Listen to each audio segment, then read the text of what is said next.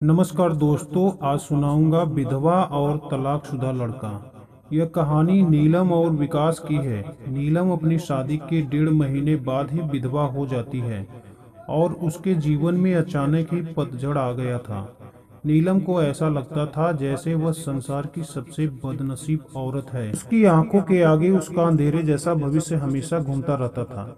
नीलम के घर में सिर्फ उसकी बूढ़ी माँ थी और नीलम के पति के गुजरने के बाद नीलम के पिता भी इस दुख में गुजर जाते हैं। एक बड़ा भाई था, लेकिन वो तो सबसे मुंह मोड़कर अपनी पत्नी को लेकर कहीं और रहने चला जाता है। इसलिए अब नीलम को लगता था कि जिंदगी में कभी भी खुशी उसके दरवाजे पर दस्तक नहीं देगी। इधर विकास की बात करते हैं।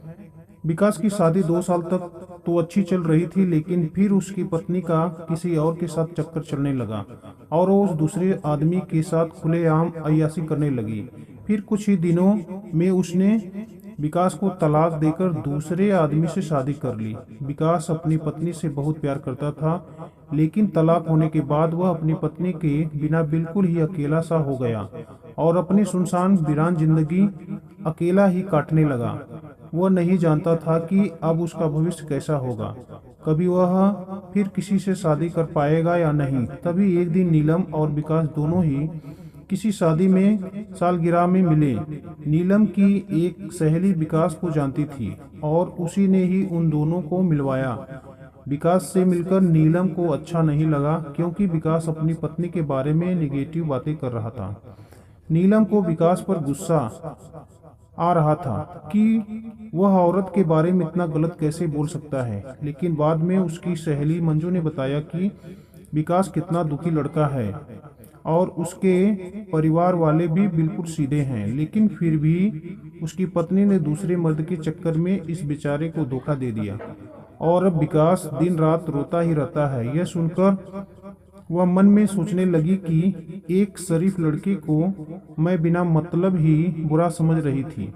तो उसी दिन से नीलम के मन में विकास के लिए एक प्रेम से जाग गया। तभी कुछ ही दिनों बाद नीलम, मंजू, मैं पता नहीं क्यों विकास को चाहने लगी हूँ और मैं उसे पसंद भी करती हूँ। अगर मंजू तू कुछ उपाय करेगी तो मेरी दोस्ती विकास से करवा दे, तो शायद मेरी जिंदगी बदल जाए। तू कहती है तो मैं किसी बहाने से विकास को अपने घर बुलाती हूँ। मैं उसे तेरी सारी कहानी पहले ही बता दूंगी, फिर तू भी आ जाना। आगे तुम दोनों की किस्मत। तभी मंजू अपने जन्मदिन का बहाना बनाकर उसे अपने घर बुलाती है और मंजू विकास को नीलम की बीती हुई सारी बात बताती है और वो उसे ये भी बताती है कि शादी के 1.5 महीने में ही नीलम विधवा हो गई थी। तभी विकास नीलम से मिलता है और उसे समझता है। वाकई में नीलम एक बहुत दुखी लड़की थी। अब विकास ये तय कर लेता है कि वो नीलम का सहारा बनेगा। नीलम को भी विकास दिल से बहुत ही पसंद करता था और दोनों ही बाहर भी मिलने लगे ताकि वो एक दूसरे को सही से समझ सके। एक दिन उन दोनों को ही एक दूसरे से बेहद प्यार हो गया और रात भर वो दोनों ही फोन पर चैटिंग करते थे। विकास बहुत ही रोमांटिक लड़का था। वह अपनी बातों से नीलम का दिल जीत चुका था। नीलम को भी विकास के मुंह से अपनी तारीफ सुनना बहुत ही अच्छा लगता था। दोनों ही हर रविवार को मिलते थे और कभी कभी रात को होटल में डिनर करने भी चले जाते थे। तभी एक दिन नीलम विकास को अपने साथ अपने घर ले गई और उसे अपनी माँ से मिलवाया।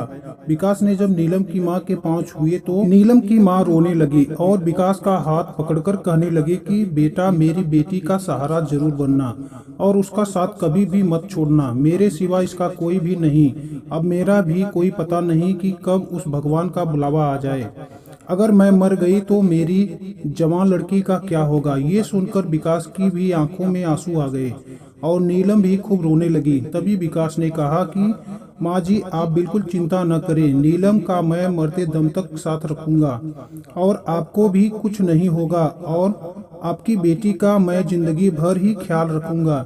ये सुनकर नीलम की माँ और नीलम को बहुत ही अच्छा लगा और नीलम विकास का हाथ अपने गालों पर लगाकर रोती है। तभी एक दिन दोनों पार्क में जाते हैं तो नीलम ने कहा कि विकास, तुम अपने घर वालों से मुझको कब मिलवाओगे। विकास ने बात टाल दी और उससे प्यार भरी बातें करने लगा और कहा, नीलम, मैं तुम्हारे बिल्कुल नजदीक आना चाहता हूँ। लेकिन नीलम विकास को अपने करीब आने से मना करती है, मगर फिर भी थोड़ा बहुत वो दोनों प्यार कर ही लेते हैं। तभी नीलम की सहेली मंजू ने नीलम के कान भरना शुरू कर दिए। उसने कहा कि नीलम, लड़कों पर इतना जल्दी भरोसा नहीं करना चाहिए। तू तो सीधी सादी है। विकास को अपनी माँ से भी मिला दी, लेकिन विकास ने तुझे किसी से मिलवाया। कहीं ऐसा न हो कि वो मुझे इस्तेमाल करके न छोड़ दे। यह सुनकर नीलम के कान खड़े हो गए। मुझे धोखा तो नहीं दे रहा। उधर विकास ये सोच रहा था कि मैं नीलम को अपने घर कैसे लेकर जाऊं।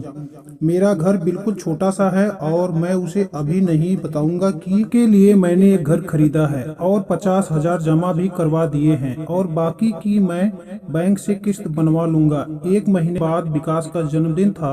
विकास ने सोचा मेरे जन्मदिन पर ही नीलम को सरप्राइज दूंगा और तभी नीलम और उसकी माँ को भी घर बुला लूंगा। उसी दिन नीलम ने शादी की सारी बात करके उसे सगाई की रिंग भी पहना दूंगा, क्योंकि नीलम के परिवार में और कोई नहीं है। इसलिए सारा कार्यक्रम नीलम और उसकी माँ के सामने ही हो जाएगा। नीलम गुस्से में कहती है कि तुम अपने घर वालों से मुझे कब मिलवाओगे। विकास फिर से बात को टालते हुए बात को पलट देता है। अब नीलम का शक और भी बढ़ जाता है। तभी नीलम विकास से कहती है, तुम्हारे बैंक में कितने पैसे हैं? मुझे अपना बैंक बैलेंस दिखाओ।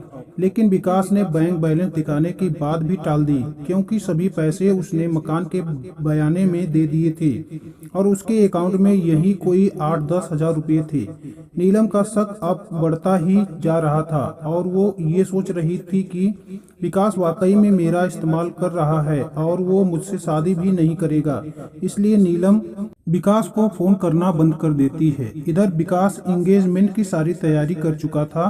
बातों ही बातों में उसने नीलम की अंगूठी का भी नाप ले लिया था और नीलम को इसका पता भी नहीं चला था।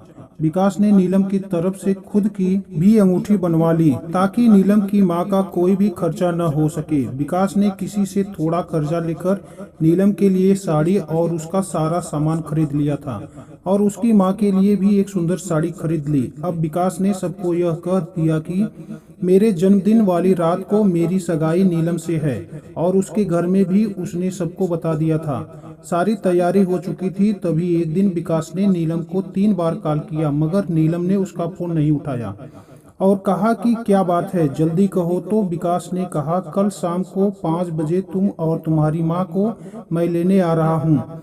तो नीलम ने कहा कि मुझे कहीं भी नहीं जाना। विकास ने बताया, कल मेरा जन्मदिन है, लेकिन फिर भी नीलम ने विकास को जन्मदिन की बधाई नहीं दी। तभी नीलम ने सोचा कि जन्मदिन में चली जाती हूँ, जिससे उस विकास का पर्दाफाश हो जाएगा। अगली शाम नीलम और उसकी माँ तैयार हो जाती हैं और अनिल की गाड़ी में बैठकर उसके साथ चली जाती हैं। पूरे रास्ते नीलम ने विकास से कोई भी बात नहीं की। उसे तो विकास के रूप में एक धोखेबाज नजर आ रहा था। तभी जैसे ही नीलम विकास के घर पहुंची, वैसे ही विकास की मां आरती की थाली लेकर आती है और नीलम को टीका लगाकर उसकी आरती उतारती है। ये देखकर नीलम हैरान रह जाती है।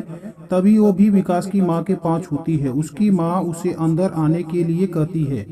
सभी लोग खड़े थे। विकास के बड़े भाई भाभी, विकास के भतीजा भतीजी और विकास की माँ व भोले भाले उनके बाबूजी, सभी लोग नीलम और उसकी माँ का स्वागत करते हैं और बैठने के लिए कहते हैं। अब विकास का जन्मदिन भी मन जाता है। इसके बाद नीलम जाने के लिए कहती है तो विकास की माँ कहती है कि बहू, तुम्हें जाने के लिए नहीं बुलाया है, हमेशा के लिए यहीं रखने के लिए बुलाया है। नीलम समझ नहीं पाती है। तभी विकास की बड़ी भाभी 2 फूलों की माला और एक प्लेट में 2 अंगूठी लेकर आती है। ये देखकर नीलम विकास की तरफ बड़े आश्चर्य के साथ देखती है। तभी विकास एक अंगूठी नीलम के हाथ में रख देता है और कहता है, आज हमारी एंगेजमेंट है नीलम, और इस बात के लिए मैं तुम्हें सरप्राइज करना चाहता था। तुम्हें ये रिश्ता मंजूर है ना? नीलम रोने लगी और मन में ये सोचती है कि मैंने किस लड़के पर शक किया। अनिल ने नए मकान के कागज भी नीलम के हाथ में रख दिए और कहा कि नीलम, ये मकान मैंने तुम्हारे लिए लिया है, क्योंकि हमारा ये घर थोड़ा छोटा है। इसलिए नीलम की आंखें अब अपने आंसुओं को रोक नहीं पा रही थी। तभी नीलम ने मकान के कागज अपनी सास के हाथ में रखते हुए कहा कि माँ जी, मुझे तो इस घर में रहना है आपके साथ, मुझे नया मकान नहीं चाहिए। इस बात से घर के सभी लोग खुश हो जाते हैं। तभी विकास कहता है कि नीलम, तुम्हारी माँ भी हमारे साथ रहेगी, भला वो अकेली कैसे रह पाएगी। ऐसा करते हैं, जो मकान मैंने लिया है वो पास में ही है, माँ को तुम वहीं शिफ्ट कर दो ताकि तुम अपनी दोनों माँ को संभाल सको। अब सब कुछ ठीक हो गया था। कहाँ नीलम एक शक की वजह से सब खत्म करने जा रही थी। ये गलती उसे बहुत महंगी पड़ने वाली थी, मगर नीलम ने विकास के घर जाकर अच्छा ही किया।